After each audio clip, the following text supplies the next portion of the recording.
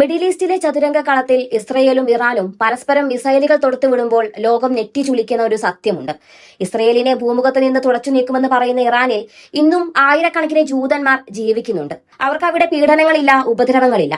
ലോകരാജ്യങ്ങൾക്കിടയിൽ Iran ഒരു Islamic republic ആണെങ്കിലും അവിടെ ജൂതന്മാർക്ക് അവരുടെ ജീവിതശൈലി ഒരു ഇടപെടലുമില്ലാതെ നിലനിർത്താൻ അനുവാദമുണ്ട് എന്നതാണ് പച്ചയായ യാഥാർത്ഥ്യം.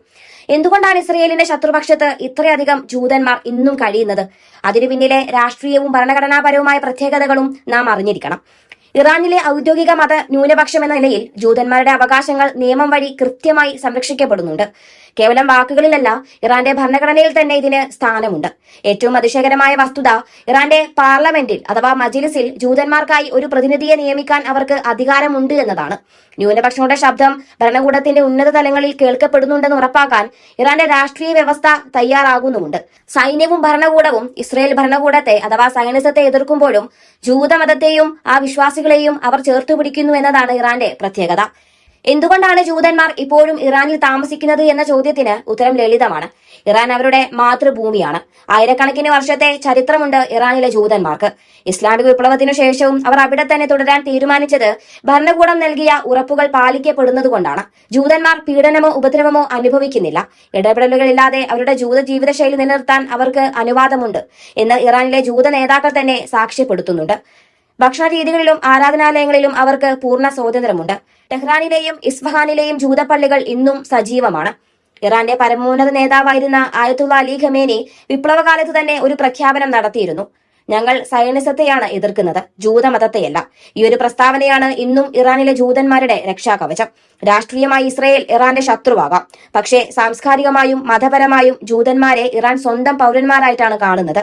ഇറാനിലെ ജനസംഖ്യയിൽ അവർ ചെറുതാണെങ്കിലും പശ്ചിമേഷ്യയിൽ ഇസ്രയേലിന് പുറത്ത് ഏറ്റവും കൂടുതൽ ജൂതന്മാർ വസിക്കുന്ന രണ്ടാമത്തെ രാജ്യം ഇറാനാണെന്നത് പലർക്കും അറിവില്ലാത്ത കാര്യമാണ്. ജൂതന്മാരുടെ മതപരമായ അവകാശങ്ങൾ നിയമപരമായി സംരക്ഷിക്കപ്പെടുന്നതോടൊപ്പം തന്നെ അവരുടെ സ്കൂളുകൾക്കും സാംസ്കാരിക കേന്ദ്രങ്ങൾക്കും ഇറാൻ സർക്കാർ ഫണ്ടുകൾ നൽകുന്നുണ്ട്. മിഡിൽ ഈസ്റ്റിലെ മറ്റ് അറബ് രാജ്യങ്ങളിൽ നിന്ന് വ്യത്യസ്തമായി ഇറാനിലെ ജൂതന്മാർക്ക് ഉയർന്ന സാമൂഹിക പദവിയുമുണ്ട്. വ്യാപാര രംഗത്തും വൈദ്യശാസ്ത്ര രംഗത്തും ജൂതന്മാരുടെ സാന്നിധ്യം ഇറാനിൽ പ്രകടമാണ്.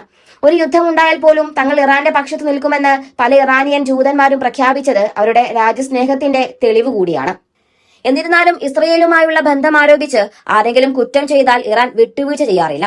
ഇവിടെയാണ് ഭരണകൂടത്തിന്റെ ഷാർപ്പായ നിലപാട് വ്യക്തമാകുന്നത്. മതവിശ്വാസിയായ ഒരു ജൂതനായി ജീവിക്കുന്നതിന് തടസ്സമില്ല, പക്ഷേ സയനിസ്റ്റ് രാഷ്ട്രീയത്തോട് ചേർന്ന് നിൽക്കുന്നത് ഇറാനിൽ കുറ്റകരമാണ്. അതുകൊണ്ട് തന്നെ ഇറാനിലെ ജൂതന്മാർ തങ്ങളുടെ മതപരമായ സ്വത്വം നിലനിർത്തിക്കൊണ്ട് തന്നെ ഇറാന്റെ രാഷ്ട്രീയ നിലപാടുകളെ പിന്തുണയ്ക്കുന്നവരാണ്. ഇപ്പോൾ മുജ്തബ ഖമേനി അധികാരമേൽക്കുമ്പോഴും അലി ഖമേനിയുടെ കാലത്തെ ഈ ന്യൂനപക്ഷ നയം തുടരുമെന്ന് തന്നെയാണ് ലോകം കരുതുന്നത്. ഇറാന്റെ ചരിത്രവും ഭരണഘടനയും ജൂതന്മാരെ അപരരായി കാണുന്നില്ല, മറിച്ച് ഈ മണ്ണിന്റെ ഭാഗമായിട്ടാണ് കാണുന്നത്. ലോകരാജ്യങ്ങൾക്കിടയിൽ ഇറാന്റെ പ്രതിച്ഛായ വർദ്ധിപ്പിക്കാൻ ഈ ഒരു മതസഹിഷ്ണുത അവർ ഒരു ആയുധമായി ഉപയോഗിക്കാറുണ്ട്. അതുകൊണ്ട് തന്നെ സ്ഫോടനങ്ങൾക്കും യുദ്ധഭീഷണികൾക്കും ഇടയിലും ഇറാന്റെ തെരുവുകളിൽ ജൂതന്മാർ ഭയമില്ലാതെ നടക്കുന്നുണ്ട്. ഇറാന്റെ ഈ നിഗൂഢമായ രാഷ്ട്രീയ പാഠങ്ങൾ നമുക്ക് നൽകുന്ന സന്ദേശം ഒന്നാണ്: മതവും രാഷ്ട്രീയവും തമ്മിലുള്ള അതിർവരമ്പുകൾ ഓരോ രാജ്യത്തും വ്യത്യസ്തമാണ്. ഇസ്രയേലിനെ എതിർക്കുമ്പോഴും സ്വന്തം നാട്ടിലെ ജൂതന്മാരെ സംരക്ഷിക്കുന്ന ഇറാന്റെ ഈ നയം ലോകത്തിനൊരു അത്ഭുതമാണ്. യുദ്ധത്തിന്റെ കരിനിഴലിലും മനുഷ്യത്വം എവിടെയൊക്കെയോ ബാക്കിയുണ്ടെന്ന് നമുക്ക് പ്രത്യാശിക്കാം.